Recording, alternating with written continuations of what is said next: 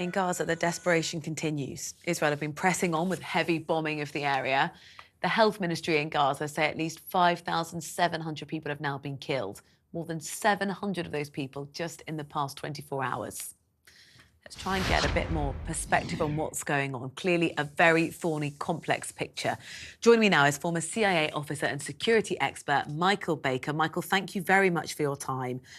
Look, it is a relief for the families of those two elderly women that they have been released. But we know that their husbands are still taken hostage with maybe 200 other people. It's quite difficult to get specifics on the numbers.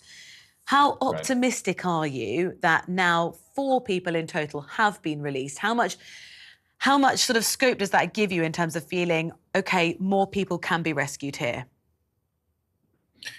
Well, yeah, they're not really being rescued. They're being released by Hamas for very specific reasons. And there's really only 2 reasons why Hamas is doing this. It's sort of a drip, slow release. It's agonizing for those who have family members or friends who are still being held hostage. But they're doing it for 2 reasons. One is time, meaning they're looking to delay the ground incursion by the IDF, by the Israeli Defense Force. And the other reason is propaganda. And they're kind of intertwined because Hamas has a very well-oiled PR machine.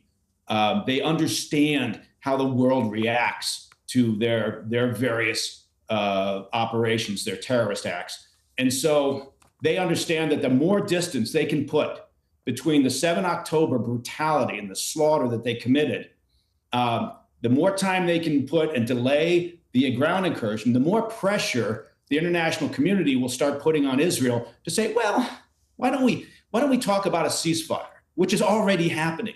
The U.S. government, the Biden administration, France, others, Canada, have all been slowly but surely, because Hamas was counting on this, they're starting to pressure Israel to think about, well, maybe let's temper this. Let's not go in. And what they're basically doing by arguing for temperance is they're basically promoting or voting for the status quo.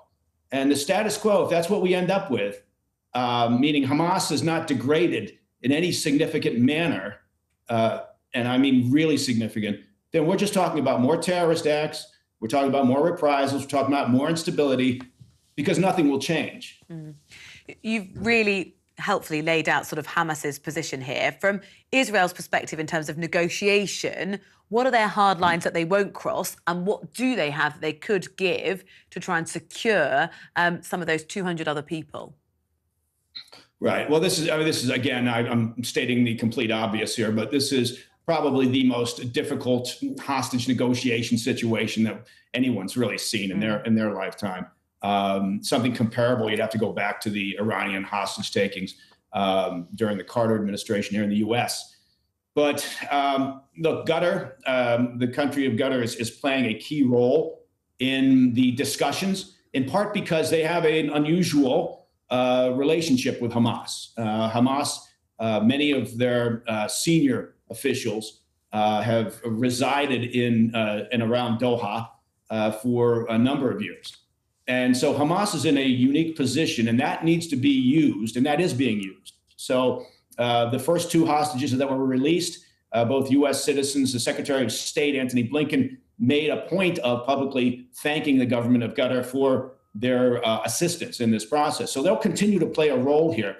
But from the Israeli Defense Force, from the Israeli government's perspective, the hostages are a very important equation here. But you have to find some balance. You can't negotiate. It's just an incredibly difficult position to say we want to get the hostages released, over some period of time, and then we'll act. Right? At some point, you've got to get off the X. Now, again, the problem is the international pressure. President Biden in the U.S. yesterday basically said that let's get the hostages released, and then we can discuss ceasefire. And my point is that is exactly what Hamas was counting on. Yeah. Fuel seems to be something that is in absolute critical need in Gaza. We're going to hear a little bit more about the situation there. And we've heard already on this programme about the absolutely dire situation the hospitals are trying to operate in without appropriate fuel. There seems to be real concern from Israel's perspective that if they give access into Gaza for fuel, Hamas will use that for their own means and it won't go to the hospitals. You know, when you're trying to negotiate a situation like that, there's got to be some degree of trust. Presumably there is none of that.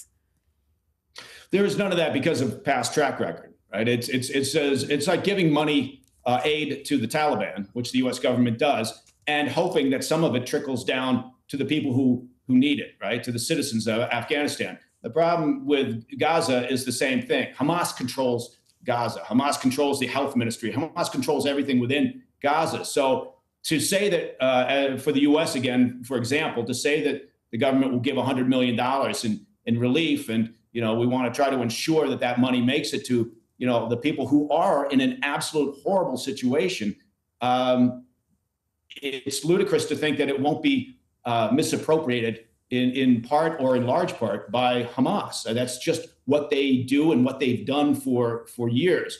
But again, yes, you can't get around the fact that the people of Gaza live in incredibly difficult circumstances. But you know who's not really helped them over the years is essentially the Arab world. I mean, you look at Egypt, you look at Jordan, none of them are inclined to take large numbers of refugees or to come in and assist. The Arab world, in a sense, much like Hamas, has used the Palestinian issue, the Palestinian people, for their own regional objectives and agenda for decades. Michael, thank you very much for your time. Michael Baker, former CIA operative.